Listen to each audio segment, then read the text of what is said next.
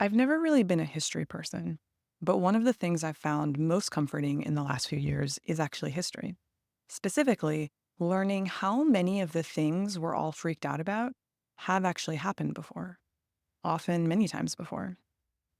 As an iconic example of this, and you've probably heard this before, but back in 1938, when people were still figuring out what the deal was with the radio, a 1 hour segment of a radio show made some people genuinely believe that Martians were invading the Earth.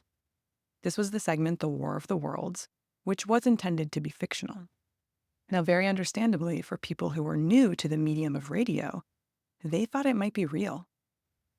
Now, let's fast forward all the way to 1999, and something that you may have experienced yourself. I won't say probably, but you may have experienced it yourself.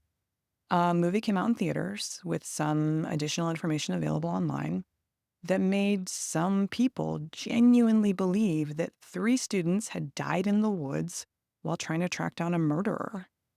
This was the movie The Blair Witch Project and the various associated websites that seemed to corroborate its fictional story. Very understandably, for people who were new to the internet, they thought it might be real. So the point I'm making here is this. It's 2024. We're in the era of generative AI, and some people have genuinely believed fictional things that were created with AI. Very understandably, for people who are new to AI. Now, I don't think this is great. This is not a fun moment.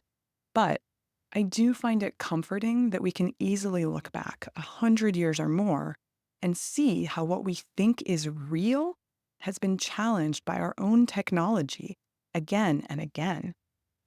We found a way through it every time. I think we will again, but the question in my mind is, what can we do to get through this faster and better together? Thanks for listening.